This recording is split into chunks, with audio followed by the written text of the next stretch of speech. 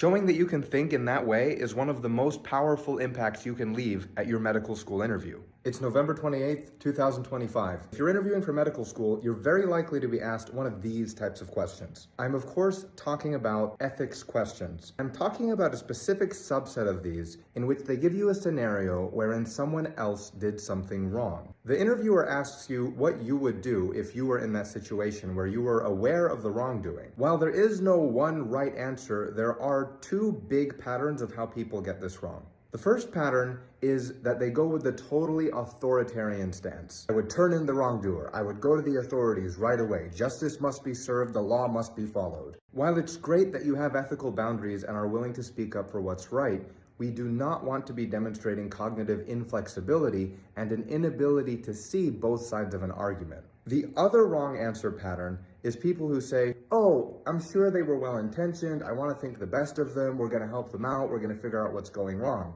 If you go too far in that direction, it sounds like you would tolerate anything to maintain a friendship, even if the person was doing something that's totally unethical. This is the framework I teach my clients to find the middle ground. First, we want to acknowledge both sides of the apparent dilemma. You can say something like, on the one hand, it seems like this person is breaking a really important policy, and I have an obligation to report misconduct. On the other hand, this is a trusted colleague who presumably has done a lot of good work to this point, and it's possible that they're going through something or there's a misperception or a miscommunication at hand. Now that you've named both sides, both possibilities, you can take them through your process of solving the actual problem. You might say something like, well, my first step would be to check in with the friend, see what's going on. Confront them with what I know, explain what my worries are, and see what they have to say. My hope would be that they'd be very forthcoming and honest, and if there's something going on, it's something I can help them through. Maybe I can help them bring the concern to a supervisor, particularly if it was a misconception, or miscommunication, or misinformation. But let's say that they're resistant or reluctant, or they don't want to talk about it, or they get angry at me or tell me to drop it, or if they minimize it and say it wasn't a big deal, I have to confront my professional obligation to escalate up the chain of command.